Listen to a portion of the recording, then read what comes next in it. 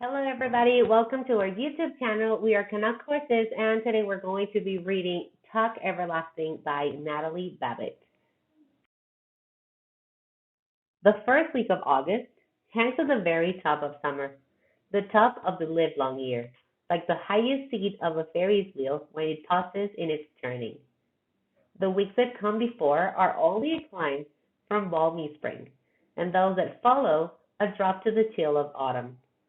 But the first week of August is motionless and hot. It is curiously silent, too, with blank white dawns and glaring noons, and sunsets mirrored with too much color.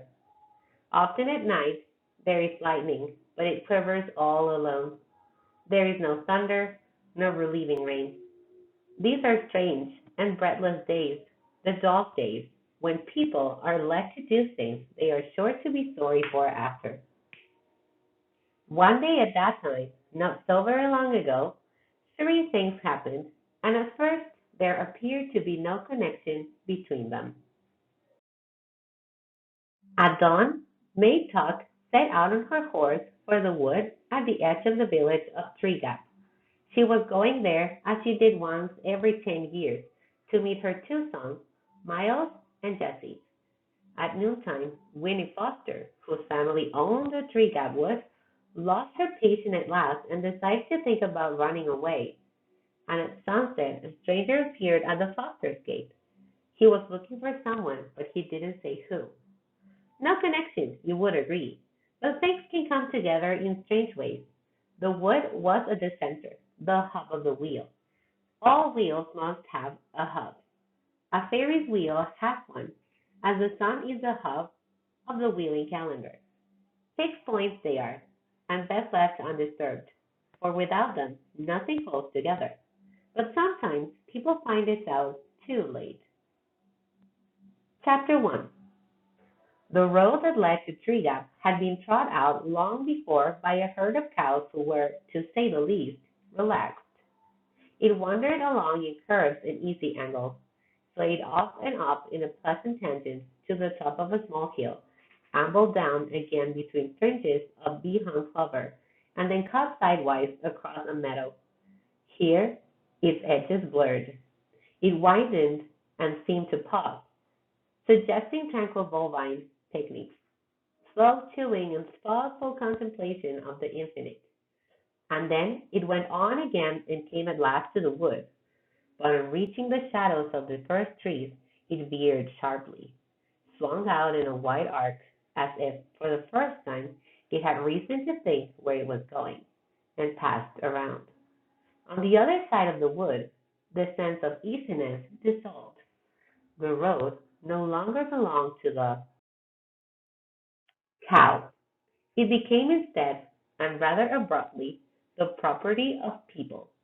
And all at once the sun was uncomfortably hot, the dust oppressive, and the meager grass along its edges somewhat ragged and forlorn.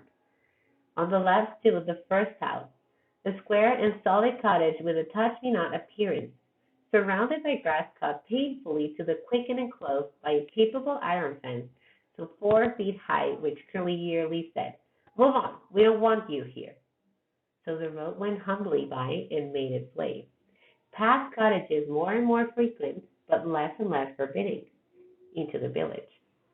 But the village doesn't matter, except for the jailhouse and the gallows. The first house only is important. The first house, the road, and the wood. There was something strange about the wood.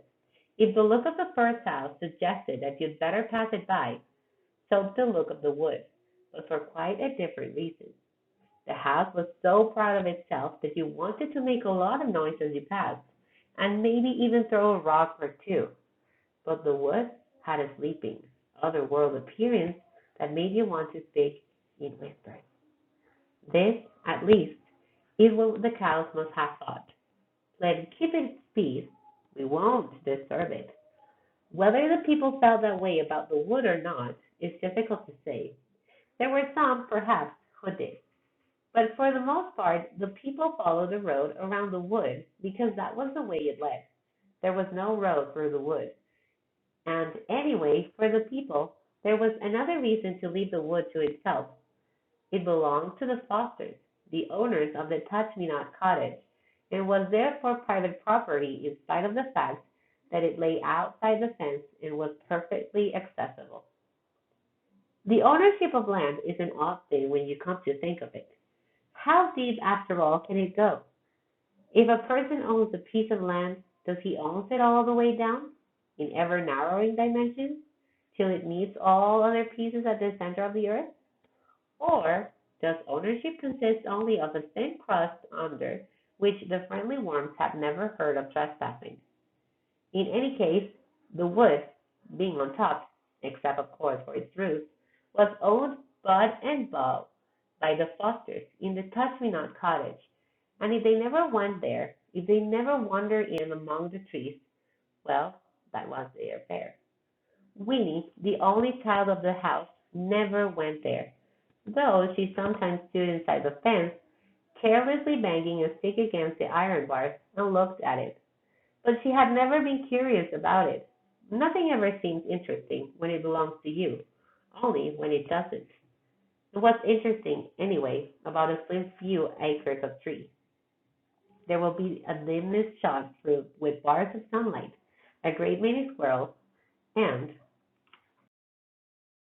birds, a deep, damp mattress of leaves on the ground, and all the other things just as familiar, if not so pleasant, things like spiders, thorns, and grubs. In the end, however, it was the cows who were responsible for the wood's isolation, and the cows, through some wisdom they were not wise enough to know that they possessed, were very wise indeed.